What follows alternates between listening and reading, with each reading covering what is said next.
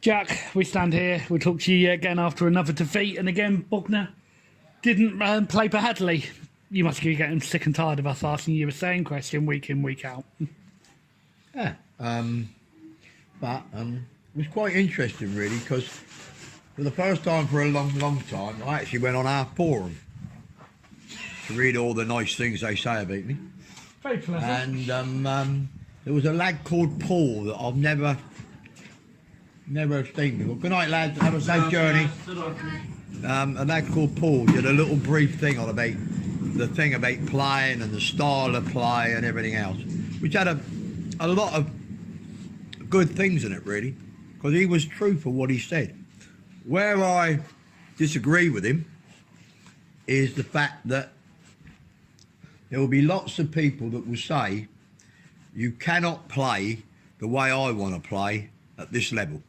I accept that. I disagree in the respect that if you get young players and you work hard enough for them, then you can actually get... But the way it works, and I can only go back to my original when I first started, because I had the same problem in the 70s. We were down the bottom of the league for 3-4 years. And then we dominated Sussex football for 6 years and the league. Because the art of the game is when the opposition know what you're going to do, but they still can't stop you doing it. That's when you know you've cracked it. Unfortunately, if you want to play through the 3/3, there is no doubt that in the early stages with young players, you just can't achieve it on a blackboard and 4 pre-season games. And the only way they will learn about what to do right and when not to do it, to get the principles, because there is nothing wrong. And I read some of the things that Palpin Rock said, and I actually totally agree with him. There's absolutely no point playing 11 passes in your half of the field if you then roll it back to the goalkeeper, who then kicks it in the air for their centre half to win. So I have no disagreement with that whatsoever. What the goalkeeper players should do is keep working it. And football, so everybody knows, because I can understand if I was a fan and looking at it and saying, he must be telling them to do that. Quite often, they actually do quite the opposite of what you're asking. And that is that football is a forward-moving game. And it's absolutely imperative that every opportunity you play the ball forward. But there is a subtle difference between, because you can play the ball forward every time you get it by just whacking it. It's when you play it forward. And what we try to preach here is that when, you know, people say play the way you're facing, I actually don't believe in that. And I'm sorry to bore you with technical terms, but I think it is important people understand what we actually do say, is you should face the way you want to play. And that's it, because there is no doubt that the best pass is a pass to the back of a defence where forwards run onto it and you can do it. It's far more difficult to do that when you play it over a longer distance, because the ball's in the air for a long time and defenders appreciate that. So you need to work the ball through the 3/3, get people moving, and then when you get into the last third, when there's good space between their back four and the goalkeeper, you need to pass it forward. But the thing is, those spaces to do that effectively only open up for fractions of a second.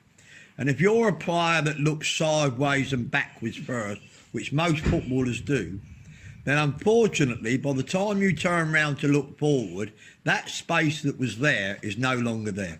So it is absolutely imperative that in all training sessions and everything you do is encouraging. You encourage players, especially midfield players, to get on an angle. Don't be square on so you only can see the back four. Open your body up. Look to play forward at every opportunity. But if you're going to play forward, the one thing that will make up a midfield player's mind is aggressive movement by the forwards in front of him. And we haven't had enough of that. We're not aggressive enough. Yeah, we're not aggressive enough in our forward movement to happen. And I realise that we have, the main aim this year was to bring young players through who pass, because I actually think we're passing the ball this year more than we did last year. But I do accept that we didn't want to get relegated. And I do believe the main thing that got us relegated was the number of injuries we had. And we have had a bit of bad luck, but that's no excuse. But you've got to put people in positions where they fail so they can learn when not. The game today, I've been telling people you're weakest as a team when you lose possession unexpectedly in your half of the field. Tommy Block, when the ball went to him in that position with his skill, we did not expect him to lose the ball, but he did, and we've conceded. Now, that's a great learning pattern for Tommy Block. The main thing is that he doesn't, the next time he goes out and play and he's in that situation, say, you know what, the easiest way for me not to get the blame is not to show to want the ball. And that's the way Jack Pearce wants Bognor to play football. I understand it might not be effective initially, and I do understand there's other ways of playing the game where you get more physical players, where you play percentage football, where you play the ball in behind. And the minute you play the ball in the air, you'll encourage a challenge. When you encourage a challenge, you'll get free kicks. You can then work on getting players in with good delivery. You can position players where you want them because no one can pressurise the man on the ball. And with a good delivery and people, you can nick results and win 1-0. I don't think with the players that I've got here, if we played that style, I think we still get beat. And I don't think we'd have as much of the ball as what we do at the moment. So, yes, I am absolutely devastated by where we find ourselves. But I'm absolutely, not one thing have I actually moaned about the players. Because sometimes when you get relegated, the players can be absolute pains in the neck. This bunch of players, I think you saw tonight, for a team bottom of the league, playing a team third of the league, when you give a goal away like we did in the first 4 minutes again, when I pleaded with them before the game, whatever you do, don't give away an early goal, I thought the effort they put in and the way they worked, they were a tremendous credit to the club. That's me. And a tremendous credit to themselves. And there'll be other people that will only look at the result, say you lost, you're at home, you should be ashamed of yourself and all that nonsense. But I was actually delighted with some of the performances tonight. And if we can keep them together and improve the squad, because we have got the lowest budget in the league. And I think there's not one team that's put us under any pressure for a sustained period where we've been on the ropes, for want of a boxing expression. And there's a lot of games, if you want real boxing, where if the game was decided on points, we might have had to have stopped the contest. But I do understand that once again, for all the ball we had, we never worked their goalkeeper. But they're a totally different side that are third, and they didn't work our goalkeeper either. So it wasn't one of those nights where Dan was having to save us, except for in the first minute. So, yeah, it's been a very disappointing season. I thought the turnout tonight, considering who was on the television, was excellent. The only thing after me reading that forum that really upsets me is the fact that they don't think it hurts me as much as them. And that does hurt me. Because after 48 years of giving up everything for this club to come first in my life, in terms of family and everything else, and they think it don't hurt me, because I know how hard Dabber and all the others worked, including me, to get us back at this level. But it is a hard league, and all I can tell them, if whenever we get back to step 2 again, if we ever do, which I'm confident we might one day, to give the manager an even playing field, whoever the manager is, this club needs to somehow raise a minimum of £60,000 to £80,000 a year extra spending on the team to give the manager a level playing field. And if they want to, and that's on top of what we're raising at the moment, and if they want that manager to actually be up the top, they're going to have to raise between £160,000 and £200,000 extra spending for whoever the manager is to give him a chance to compete with the top people. That's the sort of money we're talking about. And I think for the money we pay out, for everything else, the players cannot be blamed. The only person that can take the blame is me, and I'll take that firmly on the thing.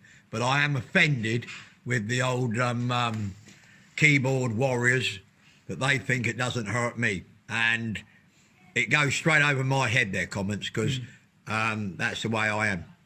But there was a cut. Paul's article, I had a lot of sympathy. I understood if I was him, not knowing all the things, how you can come up with that. And I thought it was quite a good analogy of where we are.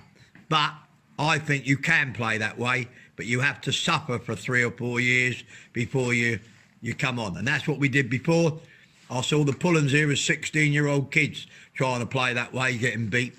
I also saw them at 21 beating Swansea, Exeter and other professional clubs here and doing ever so well for this club. So we live on, we go on, we try and give Dartford as hard a game on Saturday. And he was here tonight. He's been a friend of mine for many years, Tony Berman, their manager. And he'll be concerned. He will be concerned. Most teams don't think when they come here, they know they're going to have a hard game of football. But the record shows that we'll most probably lose. Jack, I need to ask you, obviously you've said about the forum, one comment you can't have missed is about the lad Simmons from banging goals for Pagham. There's a name that people have bandied about, a local striker. What's your thoughts, and could he possibly be in a Bogdan shirt one day? Very doubtful if I'm manager. And why would that be? Because I think Dan Simmons has done a magnificent job for the level he plays at.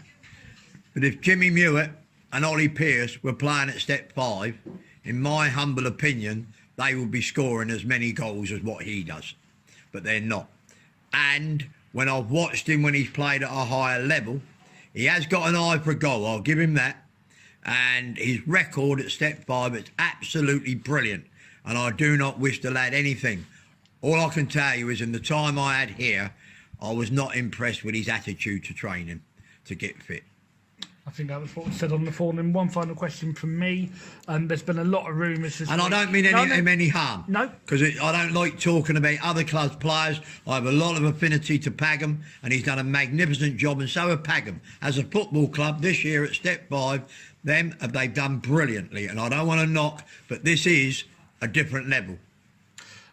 Just going back to the question I was going to ask about the rumours about the next manager. Sorry to keep asking the same question, Jack. Can I ask it? Yeah. Yeah, there's been a lot of rumours about people who've been spoken to. Are we any further on? Nowhere near further on. No, we're not. We will just see what becomes. Do you think do you know when you will be further on? Do you have it in your mind as I ain't got a clue at the moment. making the decision? No. A lot of it will depend on what players sign for the club. That's what it depends in terms on. of the existing Because squad? let's be honest, if I am so bad, they won't want to play for me, will they? So we'll have to wait and see.